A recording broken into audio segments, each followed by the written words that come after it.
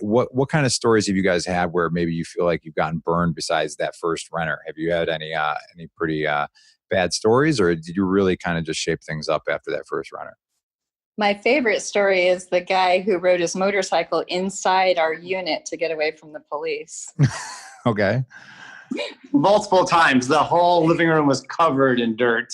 And grease. Was it like a dirt bike or a motorcycle? Yeah, it was a dirt bike. It was a dirt bike. Yeah. Wow. So, and they would just be driving around, and the cop would see them, and they'd drive into the building. Yeah, the neighbors told us all this. They would drive in and hide from the cops. So when you're doing your move out inspection, you kind of point at the tread marks on the carpet and you say, "You're going to pay for that." There was no move out inspection on this one. Welcome to the Rent Prep for Landlords podcast. And now your hosts, Stephen White and Eric Worrell. Hey, everybody. Welcome back to another episode of Rent Prep for Landlords. So recently on a podcast that aired with Tim Shiner, we were talking about investing in high-income rental properties, ones that people can invest in for appreciation. And we're talking about the benefits of the tenants that you get with high-income properties. And, Tim's strategy was kind of avoiding these lower income properties and some of the problematic tenants that come with them.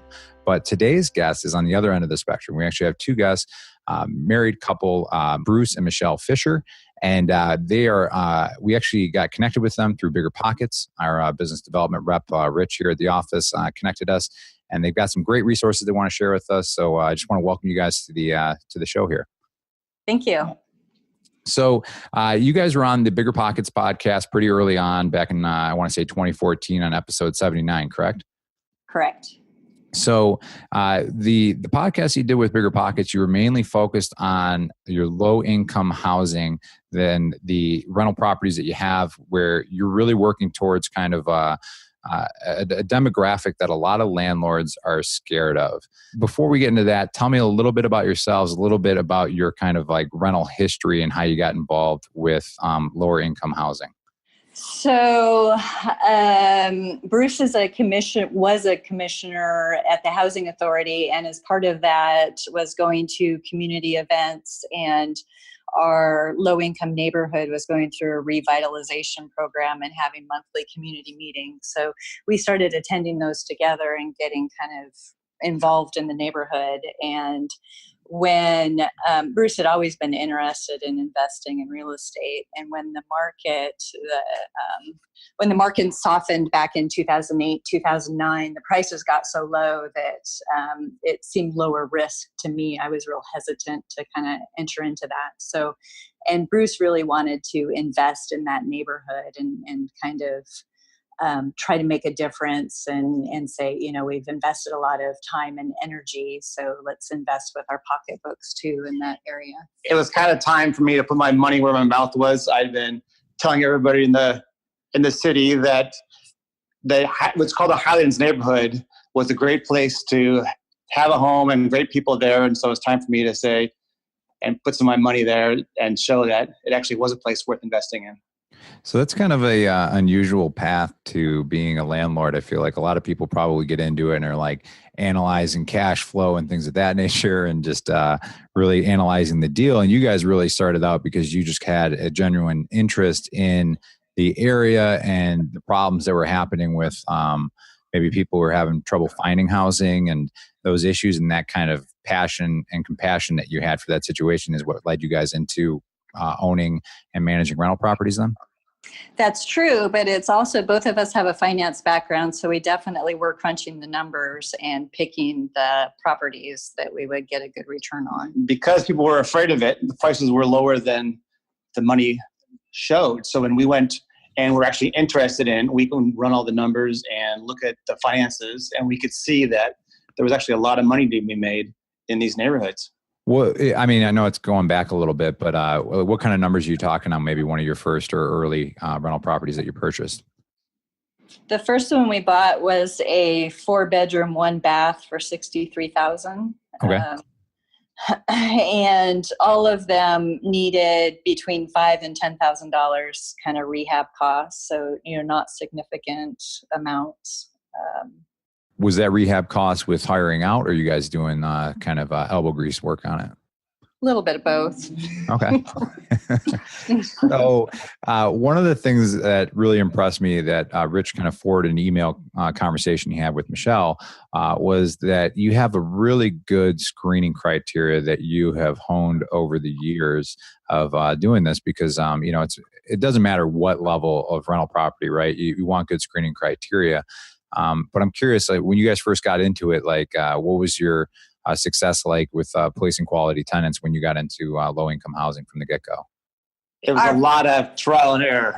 Our first one was a disaster because the tenant actually found us. We were rehabbing the unit and he just started coming every day. And he's like, I really want to live here. And we were like, oh, you really want to live here? That's great. And, he kind of made the minimum requirements that we were thinking about having, but it was a terrible situation. So each time we had a bad move out, we would look back on the application and say, okay, what were the clues that we missed?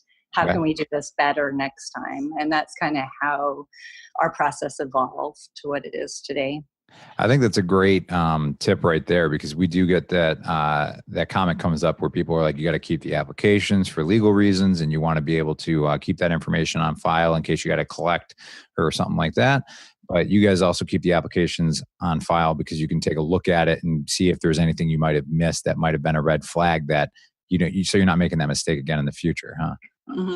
Or positive attributes too, trying to figure out, okay, this was a successful tenancy. What were the aspects of that? Like a lot of people will turn down ex-felons, but ex-felons actually often work out best because they don't have any other choices. Mm-hmm. If they move out of our place, it's gonna be hard because so many people turn them down. So they work really well with us, and we've had good success with them. I'm trying to think. I think it's Richard Branson I heard an interview with where he was talking about how he hires a ton of ex-felons for his businesses. And one of them was Virgin Trains, I think they have, or something like that. Yeah. And he said the same exact thing. He said, these people are so intensely loyal to you because you are willing to show a little bit of loyalty to them and give them a shot where a lot of people wouldn't. So it kind of sounds like you guys have that similar experience. And they don't have a lot of other options of other places that they can go until they get their rental history back up. So they're motivated to stay there. Like investing in this neighborhood, it comes down to we looked beneath the surface. Typical landlords don't rent. They just draw a hard line on ex-felons, and we were able to look a little further into it and see that it's not so bad. What did you have any kind of criteria parameters though? Because ex-felons is a pretty wide net, right? Was there certain types of crimes that you would consider, more harshly or less harshly? Like, how did you weigh that? So we will deny for level 2 and level 3 sex offenders. That is a hard no for us. But otherwise, we really look at how many convictions there were and how long ago they were. So our whole criteria is kind of on a point system. So they get positive points for attributes that we're looking for and lose points for attributes that we're not. So if they're a level 1 sex offender, they would lose 10 points. If they have had multiple cases of criminal activity, they would lose points. So if they don't disclose that they have it and we find it on our own, then they lose a lot of points. So that's kind of how we look at it. Yeah, I'm actually looking at your guys' screening criteria right now, and it's super impressive. So I know it's kind of hard for people to visualize necessarily on a podcast, but basically they have a spreadsheet that runs down an entire scoring model out of 100 points.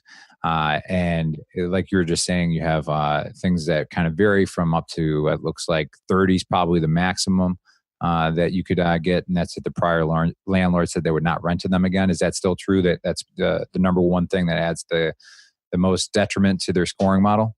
Yeah, we have a really hard time getting a hold of prior landlords. And as prior landlords, we get very few phone calls, but if we can get a hold of one, and if usually, we have a conversation with them, but the key question we want to know is, would you rent to them again? Because that tells a lot. So if we come across someone that they would not rent to them again, that's a pretty big red flag for us. Okay. And then one of the things I really like is you have like your final decision scoring model here, which is, no disqualified. So that maybe that was like you're saying they were a level 3 sex offender.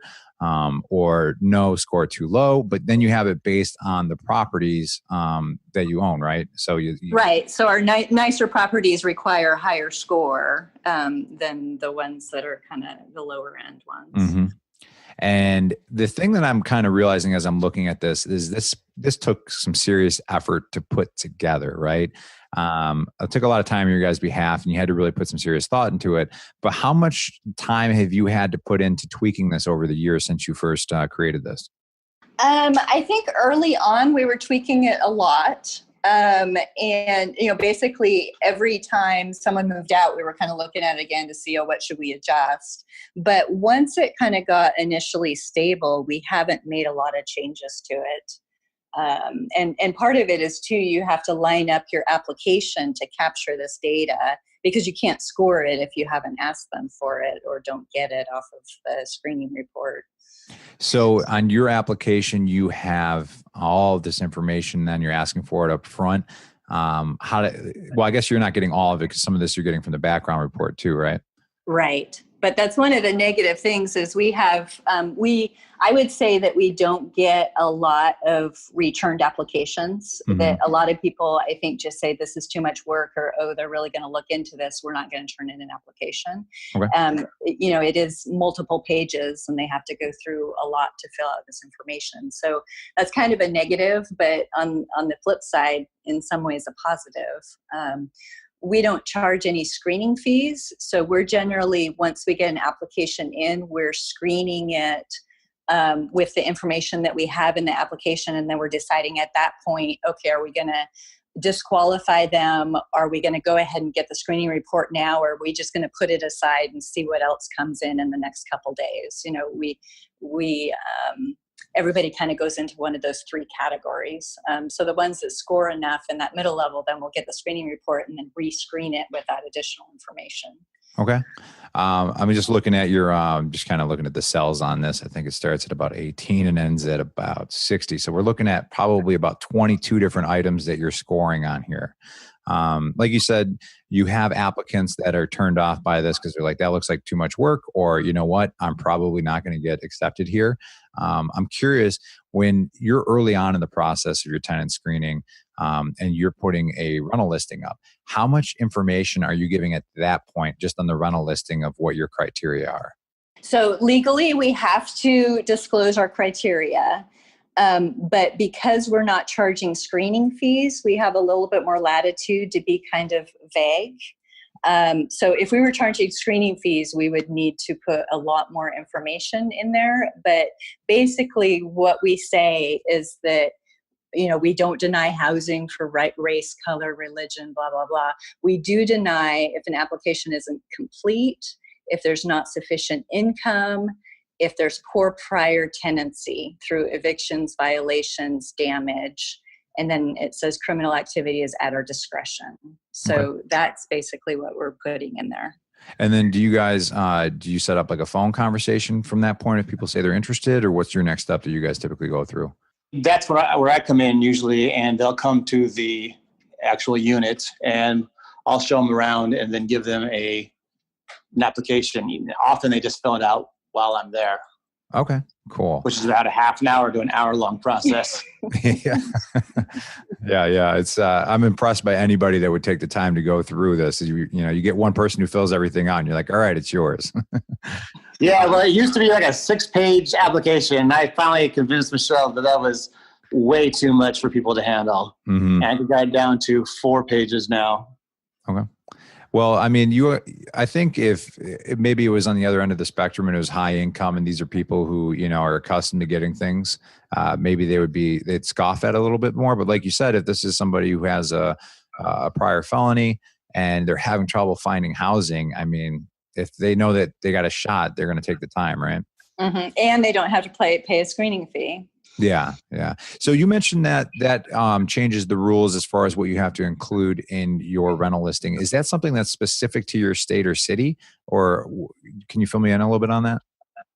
Yeah, it's a Washington law about what needs to be posted or on the application, but there's a caveat in it that if you're charging application fees that you have to provide more information. So I've kind of interpreted that a little bit, that, I've made the determination of how much we need to put in, since we're not charging, because it doesn't lay it out, if you are, do this, if you aren't, do that. But it definitely, if you're accepting money, then there's a higher expectation that you let them know whether they're going to qualify or not. Okay. Gotcha. Yeah. It's a way to protect people from just collecting fees and not ever letting anyone in. Yep. Yeah, and that's definitely a problem in some areas where people are, just making money off of those application fees. And right. For anyone listening, if you're not familiar with application fees, before you ever charge one, make sure you research your state laws, because they vary from state to state. Some states don't allow you to charge an application fee at all. Other states have a cap, and some states don't have a cap at all either. So make sure you guys are researching that before you charge any kind of application fee. So as far as your screening criteria, Michele and Bruce are nice enough to share it with us. So in the show notes of this episode, we're going to have a link to what they use for their applicant screening scoring model. And then we also have an appendix that you guys had shared with us too, which kind of goes over a little bit more information on that screening. So it's got some explanation and details on that as well. So thank you guys for providing that. Mm-hmm. One of the things I'm really interested in is, we were talking before we got on the show. So you guys were, you hail from Longview, Washington, but you've moved into the Seattle market. So what has your experience been so far in Seattle? Because I feel like it's probably the most, I don't want to say toxic, but it's the most interesting rental market in the United States right now to watch what's going on between landlords and tenants, right? Yeah, we're actually now tenants. We've sold our house in Longview, and we're actually living in a rental apartment in downtown Seattle. So we're getting a whole different experience. Yeah. From my understanding, the issues in Seattle is that there's so many jobs, high paying jobs there, that they're having issues with people being able to afford to live there.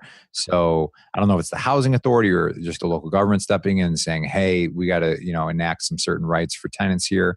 Are you guys aware, like, what are some of the things going on there as far as the screening process that landlords have to go through? Yeah, so the median rent in Seattle right now is $2,000 a month, which is pretty high.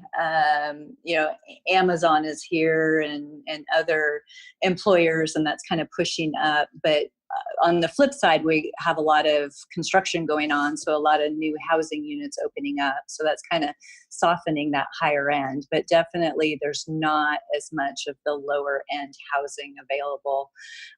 So Seattle specifically has, I would say that Washington State in general is pretty tenant friendly, but the city of Seattle is intensely tenant friendly. And so, they're on the cutting edge of like not being allowed to discriminate based on your criminal record, and proposing head taxes for the homeless issue, and, that kind of stuff. So it's kind of interesting to watch. And eventually we'd like to be landlords again in this market, but we're not really in a big hurry.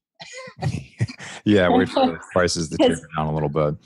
And I've always been a huge proponent of month-to-month agreements. We don't do any leases. We do everything month-to-month agreements. And part of that is because if something's not going well, you can give notice and end the contract and move on. And in Seattle, that's really not the case. You can't end even a month-to-month contract without due cause. And there's deposit caps. And, there's just a bunch of things that work against the landlord in the Seattle market.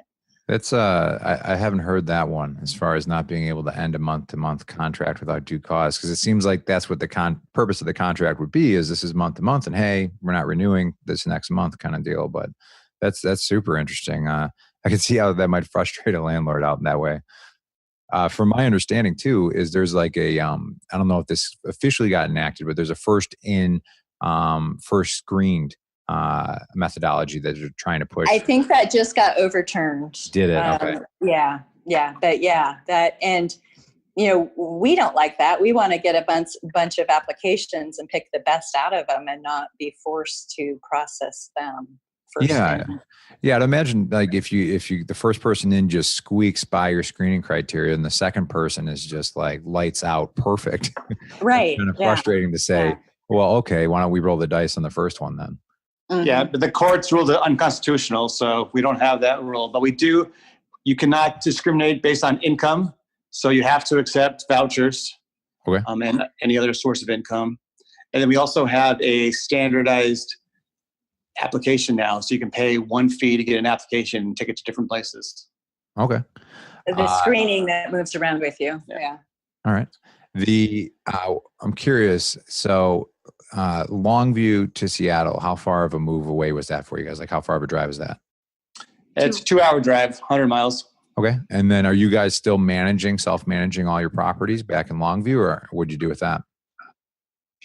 We had to give them to property managers because for low income, you really need to be close to it to be able to monitor it. So we didn't feel like we could do that from 2 hours away. And that's kind of been an interesting experience too, because a lot of markets don't have property managers that want to deal in that market. And we've got several. We've probably got 4 or 5 property managers in Longview who are willing to do it, but definitely not the same way that we do it. So we're seeing the effects of that.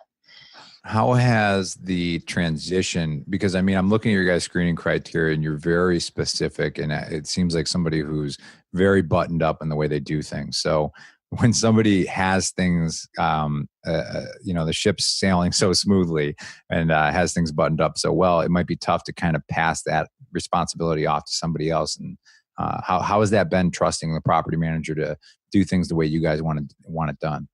Well, I try to keep Michele away from all of it so she doesn't get too frustrated. This is all her. This criteria and stuff is all her, and she's very much into the by the book and by the numbers stuff. And property managers are a little more loosey-goosey than that. Sure. Going back to your criteria, I'm also curious, I forgot to ask this. How much emphasis do you guys place on credit for your lower income housing? Very little. Most of our applicants don't even have bank accounts, so we don't expect them to have credit. So usually we're running the credit report to get their prior address history. That's what is most interesting on that report. Yeah, one of the we had a guest on. I don't know if you guys have any programs like this out in Longview, but we have this local program called Peace Prince of Western New York. It's kind of an interesting program. We had one of the directors come into our office for the podcast, and what they do is they work specifically with men who have been they are released from prison, and they have this program, and I think it might be like 6 months that they can live in their housing, and they work with them to get jobs and housing after that 6 months is up, because she was explaining to us their recidivism levels. So the amount of times that somebody who leaves prison, how often they go back to prison and how high it is. Do you guys have any kind of programs like that in Longview that you're aware of, where they'll work with people who are coming out of prison like that?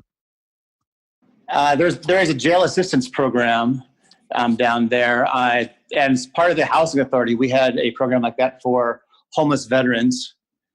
And what have you found with that? Because I know you were saying that like it's surprising the loyalty and what a great runner you can get from somebody who may have a felon in their past. What about like homeless veterans or anything like that? Have you found pretty good success rates when placing them into rentals, or how's that worked out? Yeah, I mean, usually people that go through programs, if they can complete them, that really shows that they're willing to put the effort in to do the right stuff. And I found that they usually end up it's the ones that drop out that are the worst. Yeah. But if they complete a program, it really shows that this is what they want. And while they may not be the greatest tenant for all places, they work pretty well. Yeah. And it gives us another resource, their case manager, whoever, that we can tap into when things aren't going well. So we like that aspect. Right. That's an excellent point, is that it does give us a point of contact to go kind of around them. Not kind of almost like a mediator of sorts. Yeah. It's kind of like, some of our tenants, they're kids just out of mom and dad's, and it's kind of like having a mom and dad to go to. We've had to do that with some of our tenants, and you go to mom and dad and they straighten the kid out. Okay. Yeah, I like that. And it kind of seems like in some ways they're already like half screened just by going through the program, right? Because like you said, they have somebody who's working with them. They've shown the initiative to go through the program. So they're already screened a little bit from somebody who maybe never went through that program or couldn't make it through the program. Right. As far as, I'm sure some of our listeners are like, okay, that's great. This sounds great. You guys are doing really well with low income housing, but I'm sure it hasn't been all daisies and roses and whatnot. What kind of stories have you guys had where maybe you feel like you've gotten burned besides that first renter? Have you had any pretty bad stories, or did you really kind of just shape things up after that first renter?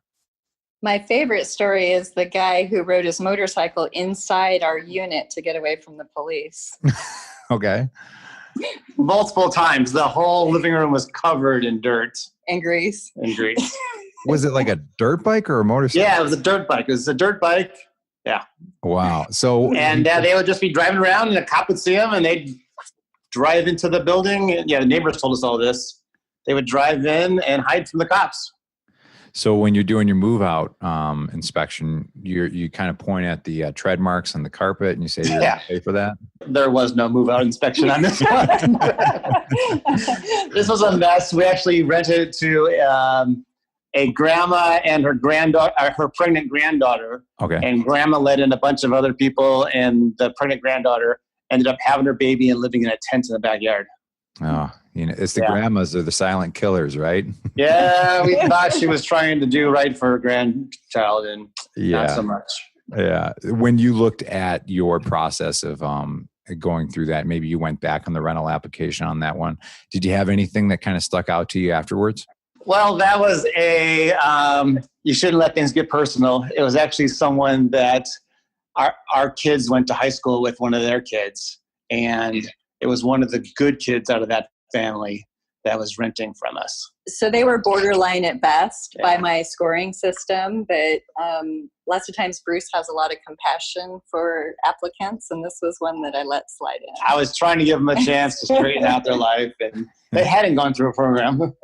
What has your guys' experience been? Because I mean, the more you kind of like get into the human condition, right, you realize how flawed our judgments are. And a lot of times we want to go with our gut feelings on things, but your feelings can be so different from one week to the next. What has your experience been like when you look back at the data and you go, okay, because in this particular case, it sounds like according to the screening criteria, they were borderline, but according to the gut feeling, or at least letting emotions get in the way, you said, let's go for it. I mean, I guess what I'm kind of asking is, if you could put a recipe to it, how much of your screening process comes down to your screening criteria versus gut feeling on things?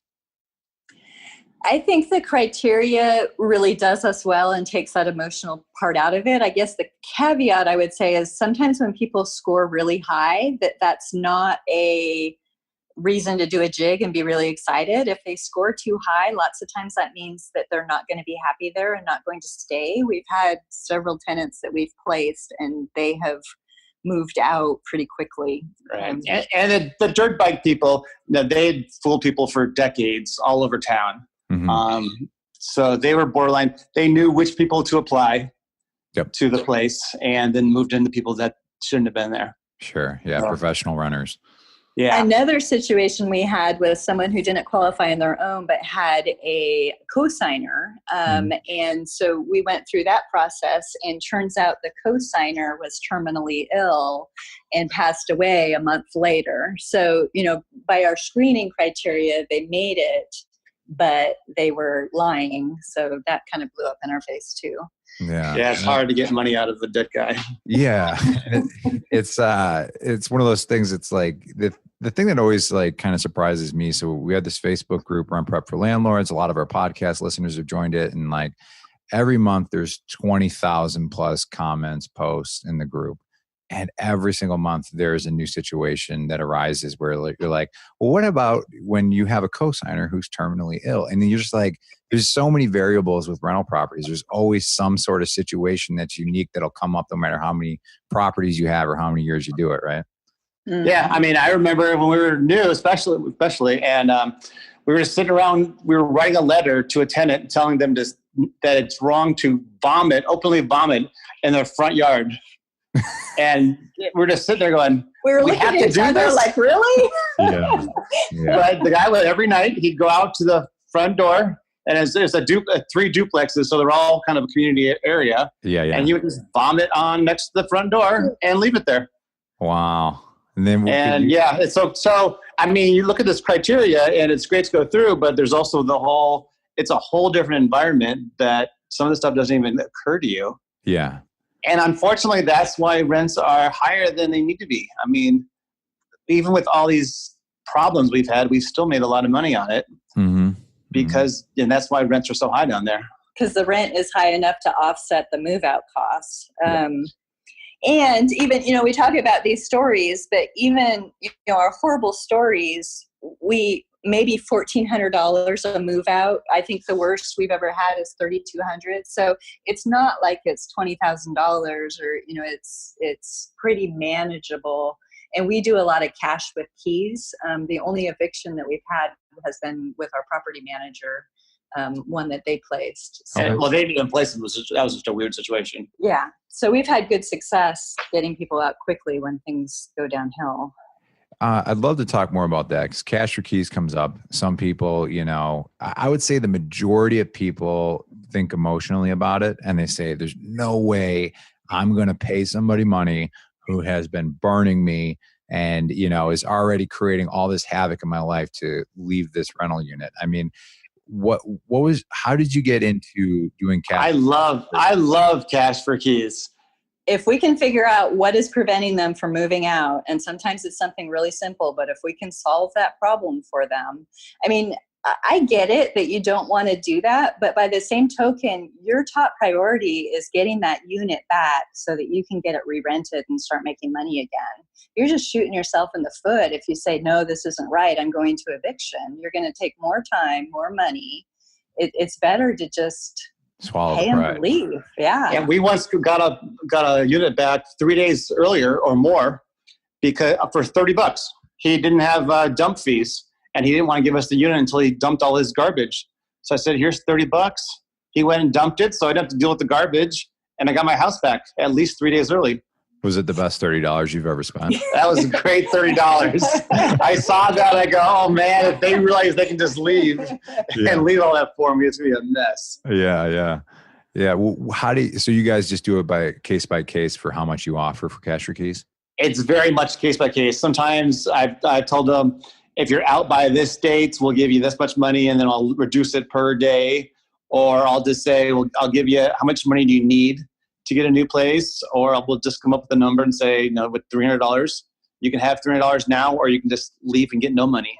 Mm-hmm. Bruce is really good about talking to them and figuring out what the issue is. Yeah, there's usually an issue. I mean, most people aren't bad people. They're just in a bad situation. Yeah. And for anybody listening, I'll try and remember to put into the show notes. We got a guide on cash or keys. So if you're not familiar with it, or maybe you have heard about it and you're still on the fence because you're like, no way, I'm not doing that, check it out. I mean, it's great to hear your guys' insights on that and how well it's worked for you. And some landlords hate it because then the next landlord doesn't know that there was an issue. But I guess I would, earlier I said we get so few phone calls that shouldn't be the determination either. Because, you can always try to get a hold of that prior landlord and find out that it was a cash for keys situation, but it's not worth it. How many total rental units do you guys have? 8. 8. And then how long have you owned those for?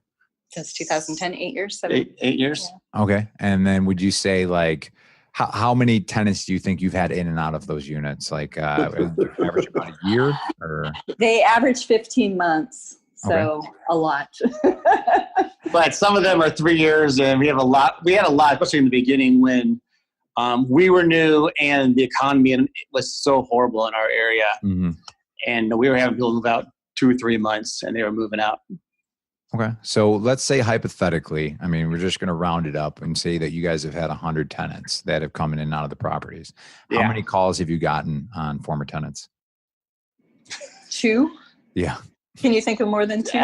Maybe 2. Yeah. If you count former, a couple more if you count current tenants. Okay. Gotcha. But yeah. Yeah. It's a question that I've asked several guests.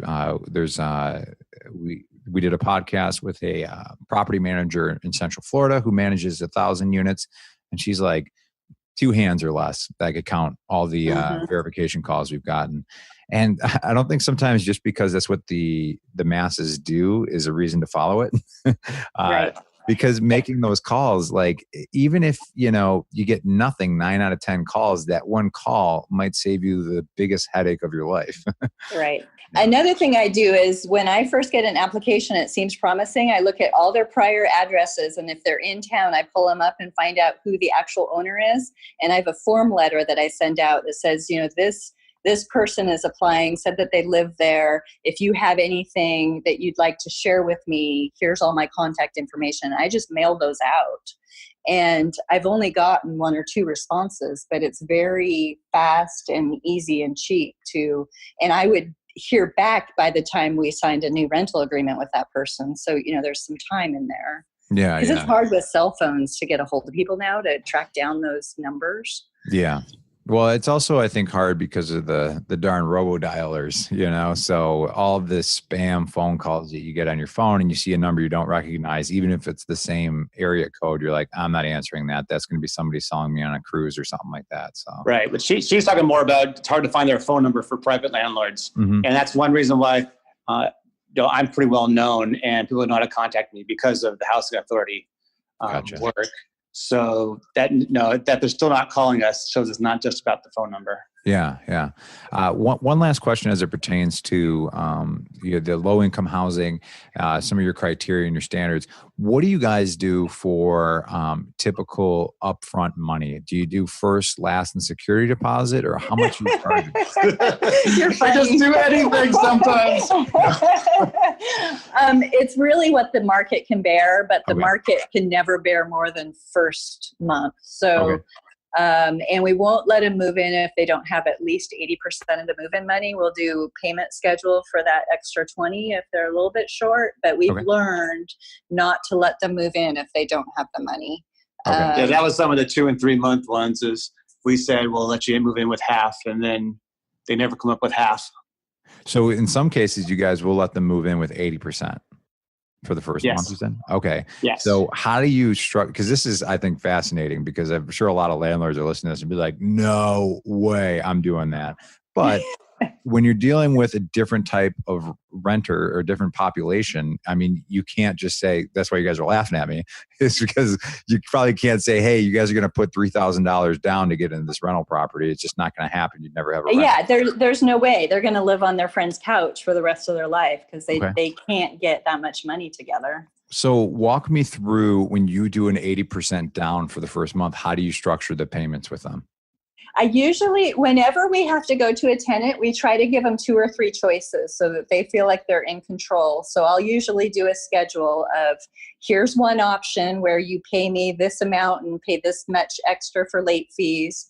And I just kind of give them 3 different options of different payment schedules and different late fees and let them pick which one works best for them. So, we do want late fees to compensate for that extra risk that we're taking. Mm-hmm. And we usually, the most we'll stretch it out is a couple months, but, Right. and then they just tack it onto their rent until it's paid off. And with the extra fees and the the lowered vacancy, because we're able to rent it faster, I do feel that it has paid off in the long run. Sure. And do you guys think that you would ever be investing in higher income properties, or do you think this is your niche and this is what you enjoy investing in? No, with Seattle, when the market softens, I'm kind of hoping to either get a 4-plex or a triplex or a small apartment complex, and we'd like to live in one of the units and rent out the others. Mm-hmm. Maybe vacation rent one of the units so that when we have family come, we have someplace bigger for them to stay. Mm-hmm. So given that that's our model, we probably won't stay in low income for that. Okay. But I would love to get back into low income up here. Yeah. We would definitely be making a difference. We've been kind of dabbling with tiny houses as a way to house the homeless, and that's kind of an interesting model. Really? Tell me more about that. So they have camps set up where they put up tiny houses for people and move them in there, and there's case management and stuff. So it's funded mostly by donations. So we've funded one of the tiny houses, and it just seems like a good way, because lots of times the homeless are it's kind of hard to put them in an apartment situation, but having a space that's their own that they can control and aren't disrupting neighbors as much. It just seems like a good solution to me. Well, I mean, it's one of those basic, what is it, Maslow's hierarchy of needs, right? It's like just a place to live and call home. So it's like if you can at least establish that, it gives you a baseline to grow from, right? Mm-hmm. Mm-hmm. That's really interesting. Well, thank you for taking the time to talk with me today here on the podcast. Like we were saying earlier, I mean, low-income housing is, some people, it scares the crap out of them. But you guys have made it work for you, and you've also been able to improve the neighborhoods and lives of the people that have trouble finding housing at the same time. So it's really great getting your insights. And I just want to thank you for being on the podcast. Thank you for having us. And anybody listening, make sure you go out and check the show notes for today's podcast. You can find the screening criteria and some of the resources that the Fischers have provided for us, and you can check those out. And it's great hearing from somebody who not only is making a good living through rental properties, but also positively impacting their community. So thank you guys for doing that. Thanks. All right, take care.